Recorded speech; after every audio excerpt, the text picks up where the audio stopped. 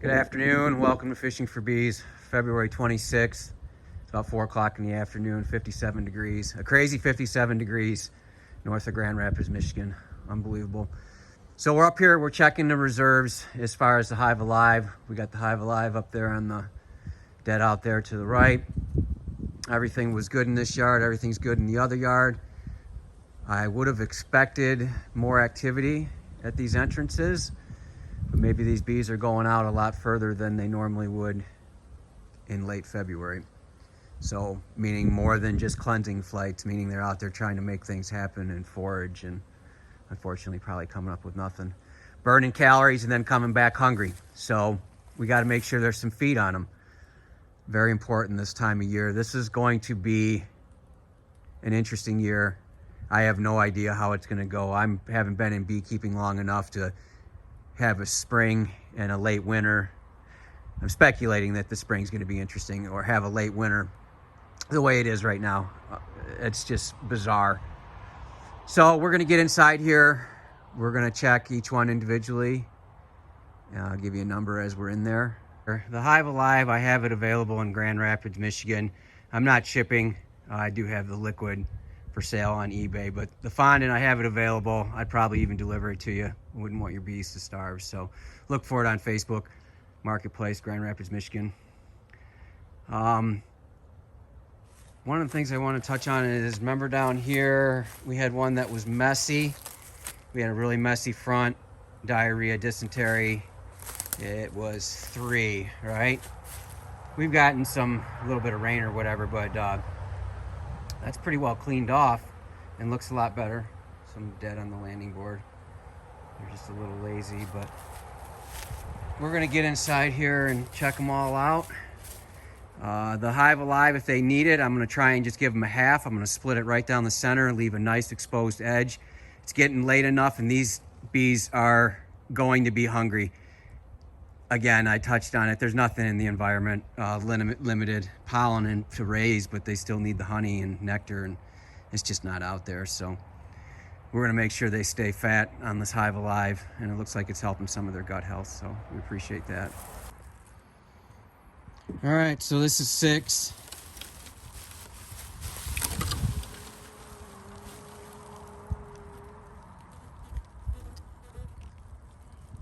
They must have what they need.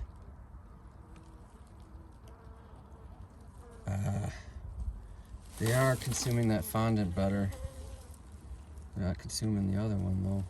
Might slide that over so it's more near their brood nest. Here's 4.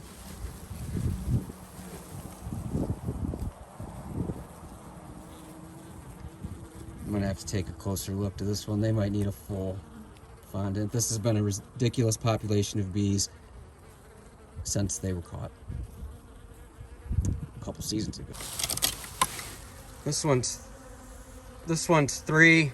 This one was the messy one on the entrance, and you can see it's messy inside, and their temperament is not good.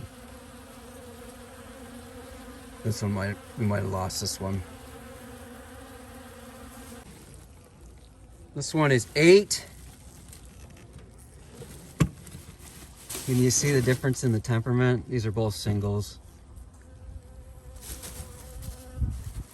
Yeah, this one seems all right. This is 1. This is one of my longest existing colonies. I've never requeened. This one's superseded. It used to be nasty, now they're nice. Queen was mated in this area, caught in another area. Looks good. It's gonna need some more feed though. This is 0. This one's been the pain as far as not building up fast, even since the day it was caught. Memorial Day weekend, 23. It's just been not pleasant. You can see their temperament's not as good. And that can just be because they're stressed. It's because it's a hard winter for them. This is obviously the 5-frame nuke.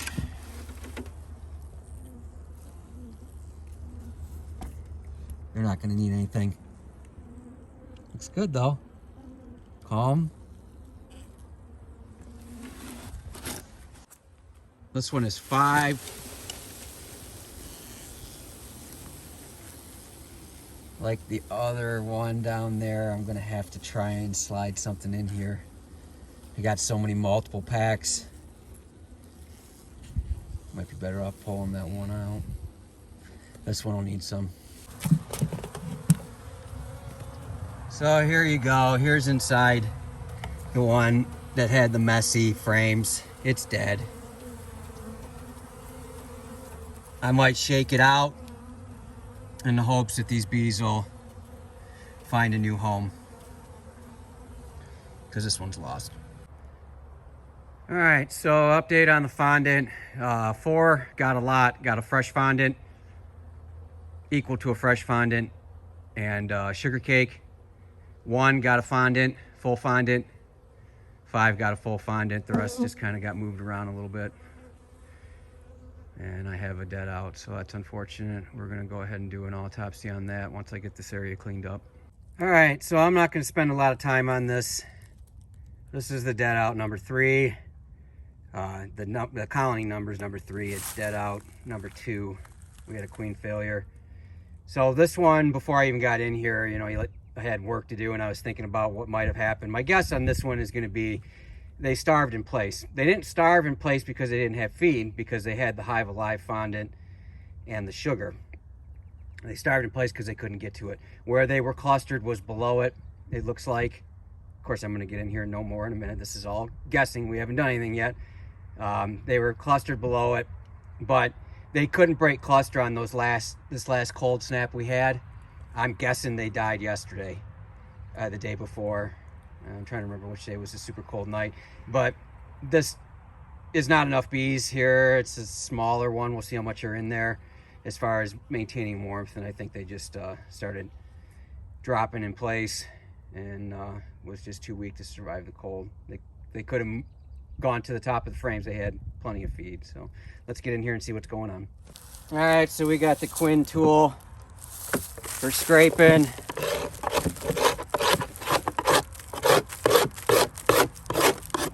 Finish that up in a minute. Let's get in here.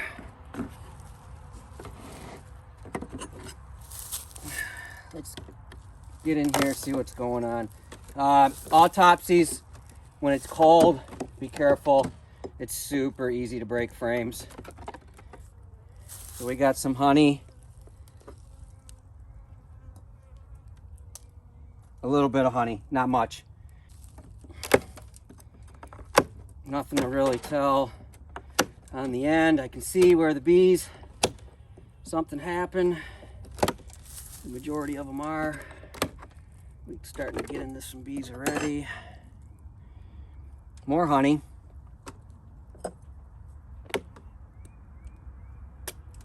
So alrighty, that's kind of a bummer for me because I'm looking for swarm trap frames in my Deadouts.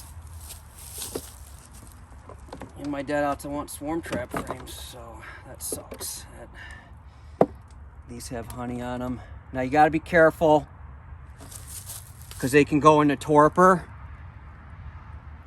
But you can see the color of these has really changed. Not as bright, not as vibrant, right? Just, and I'd like to get in here now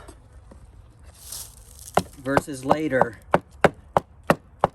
because I want to try and stop the rotting and the molding. Be careful with your starter strip frames.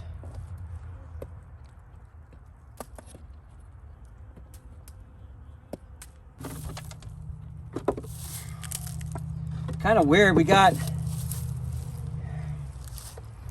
like 2 clusters, as if they got split up. See, these are so wet. So that's interesting.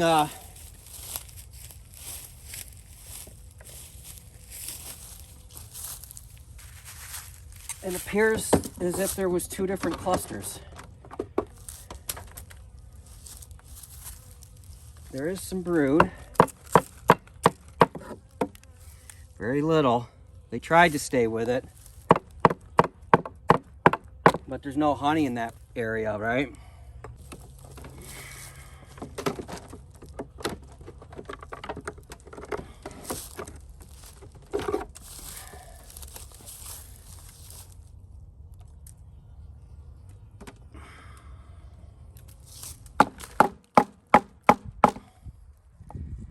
You'll do better with your plastic frames banging them out than I will. But you can see I can get them out. I'm not looking for perfection, and this frame does not look like it has much on it. It has a little bit of brood, which would be a source of interest for some pests. But so little of it that if it was of interest, they would rob it out real quick.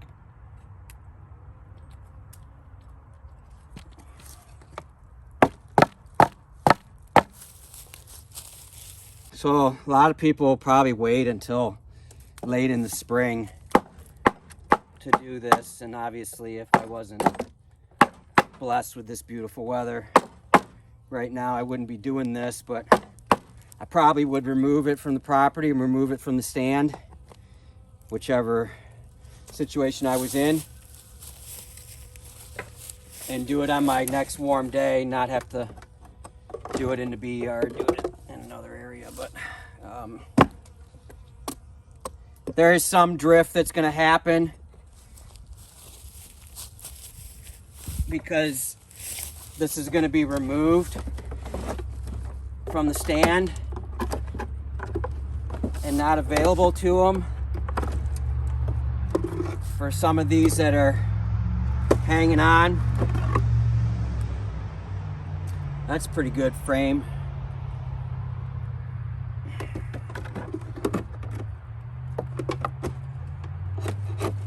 Not much brood.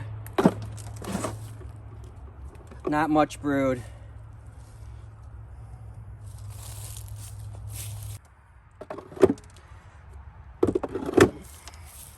Well, you don't need to see me put it back together. I'd say they froze in place.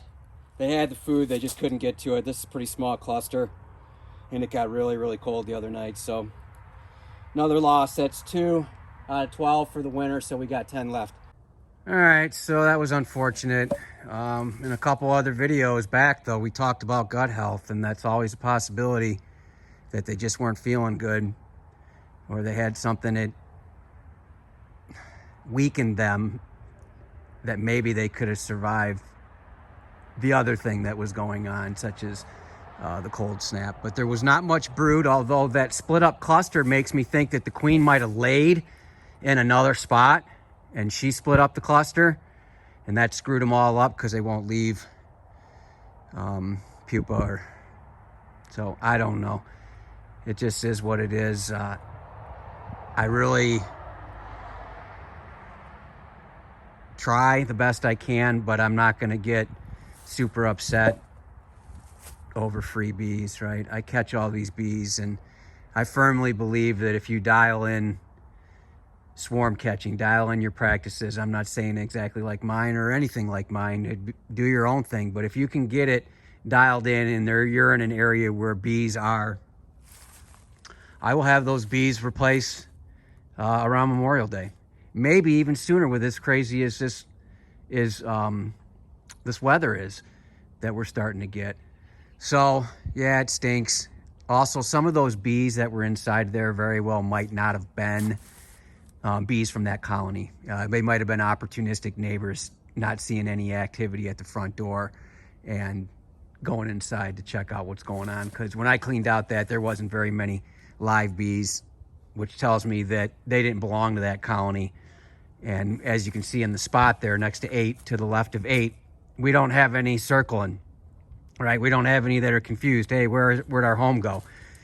So I'm guessing a lot of those were just opportunistic neighbors, and that colony perished completely, probably because of that cold snap. So anyways, this is just how I keep bees. I don't recommend it for everybody, but I'm not going to purchase a queen late season for a queen failure either, which is likely what happened to that one on the right there.